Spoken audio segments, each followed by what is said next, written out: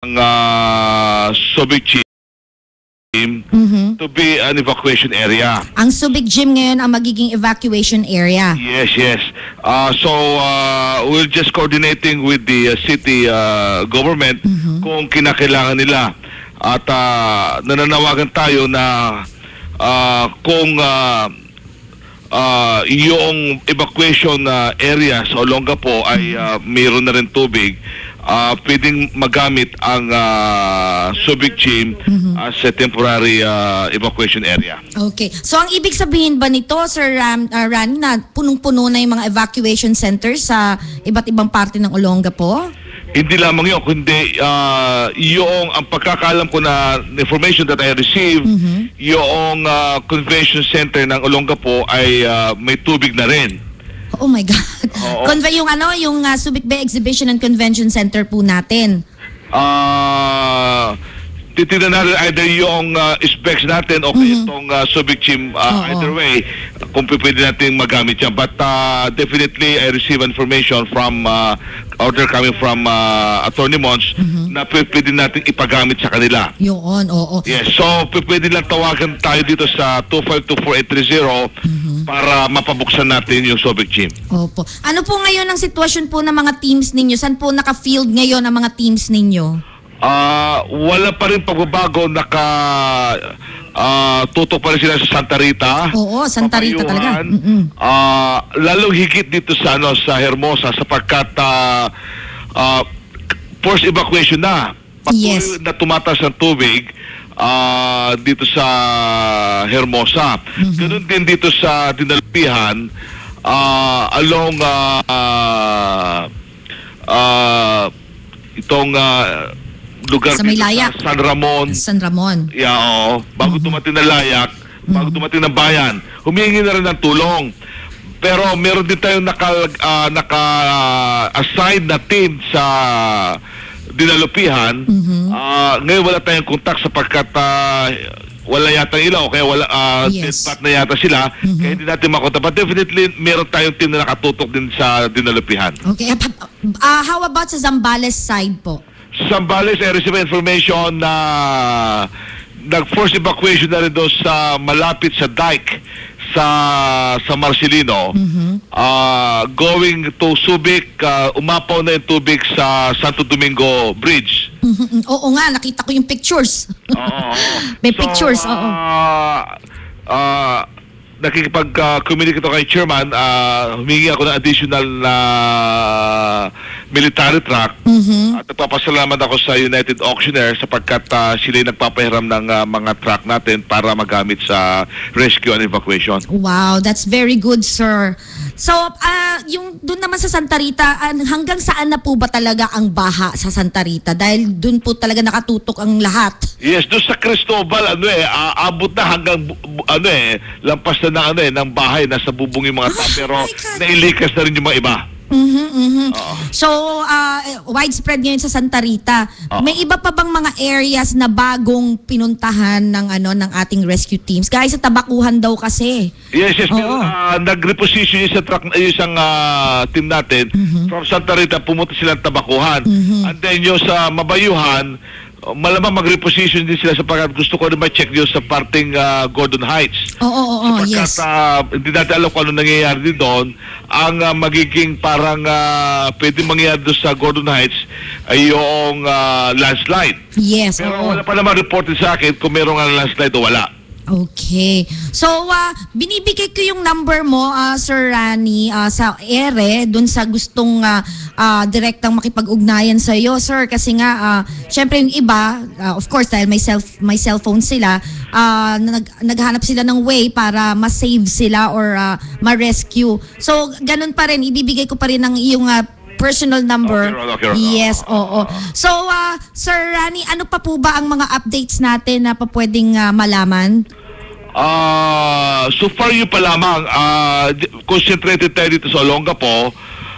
Bataan at part ng Zambales. Yes, oo. At Sir Rani, kanina parang may konting earthquake kaming naramdaman dito. 105 nagkaroon ng paglindol. Wala pa tayong report kung saan ang epicenter nitong paglindol na to. Oo. Sabi dito, merong update, magnitude 4.9 earthquake struck off the coast of Lubang, Mindoro. Okay. So yun po ang latest dun sa sa medyo konting pagyanig kanina. Okay, so Sir Rani, patuloy pa rin kami makikipag-ugnayan sa inyo, sir, ha, kung ano po man ang mga ang aking time frame dito, ang order ko sa mga team natin sa Bataan, Olongapo at saka Zambales, as much as possible, bago mag 5 o'clock this afternoon, ma-evacuate na natin, force evacuation, yung talagang delikado yung lugar, para sa ganoon, pagsapit ng gabi, hindi na tayo mahirapan. Yes, oo, that is right. Oo. So, ang mangyayari, baka gamitin ang Subic Gym. Yes, possible yun. Kaya, nananawagan tayo sa Olongapo na ino-offer na natin itong Subic Gym as evacuation.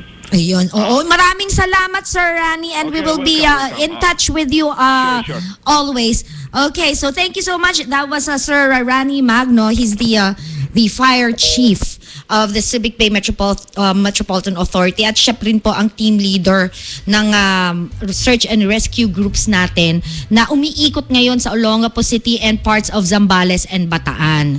Yun. Kasi alam mo, itong rescue team natin, award-winning ito eh. Kung saan ang disaster na, andun sila. Yes. Kaya ang daming lang awards. Oo. Kaya maaasahan talaga. Yeah. And inuulit po namin for emergency, tumawag po kayo sa 2524830. Yes, oo. And the personal number of Sir Rani Magno, ibibigay po namin sa inyo dahil mas maganda, rekta po ang pakikipag-ugnayan ninyo kay Sir Rani.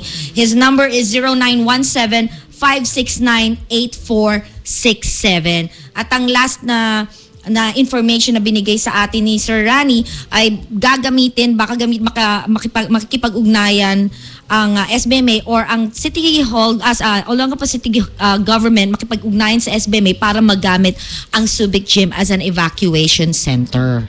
Yun. Yes. And of course, syempre patuloy kayong makikinig dito sa 89.5 Subic Bay Radio dahil lahat ng importanteng information about what is happening right now para rin sa inyong safety, dito po ninyo maririnig at nandito lang po kami para sa inyo.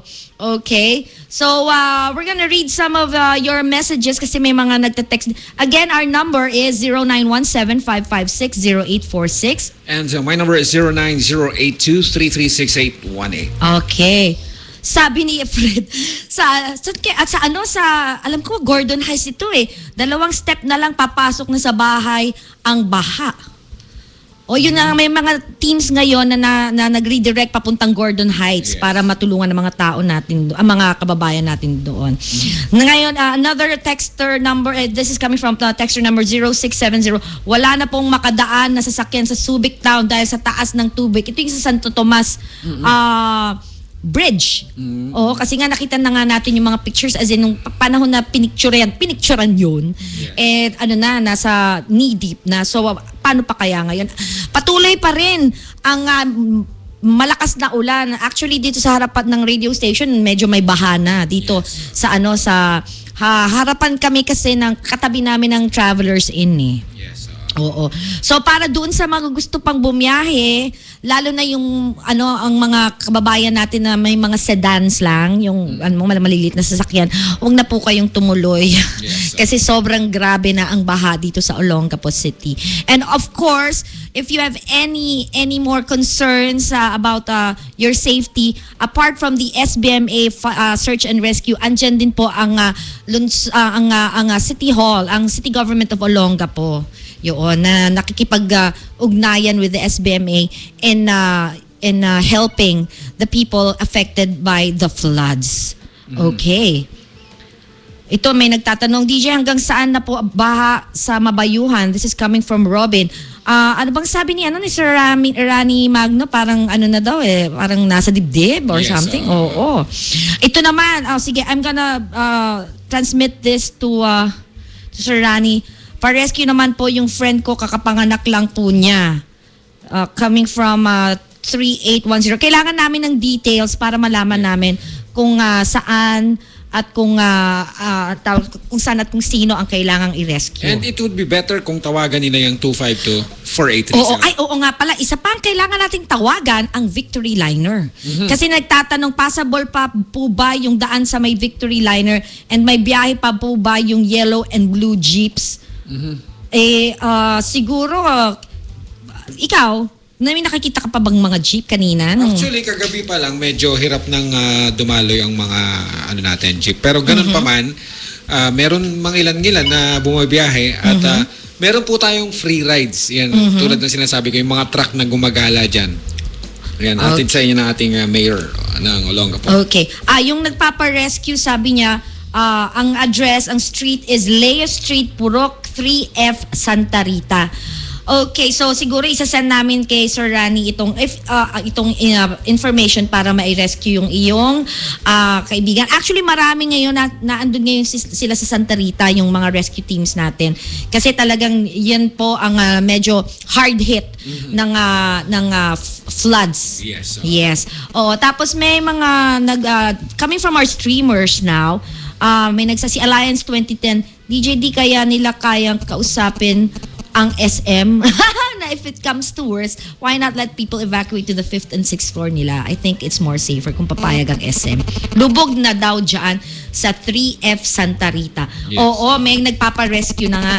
And I'm going to send this information to Sir Rani Magno. Again, if you want to directly coordinate with Sir Rani Magno, hindi naman ang tawag nito, pwede rin siyang i-text or tawagan apart from us. Ang number ni Sir Rani Magno, who is the head or the lead team leader of our rescue team, is 0917-569-8467. Pwede po kayong rekta mag-text o tumawag sa kanya. Okay. Yun. Lalo na sa 3F Santa Rita.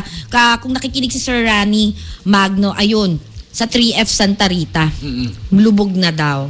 Doon kaya sa amin, Lubog na nga daw sa lubog na nga daw sa dropper. Sa dropper. Oo nga eh. Pero hanggang saan? Yun ang question. Yes. Okay, 2:31 right now. Ingat-ingat lang po sa ating mga kababayan na mga fellow Olongapeños, mga Batanga po.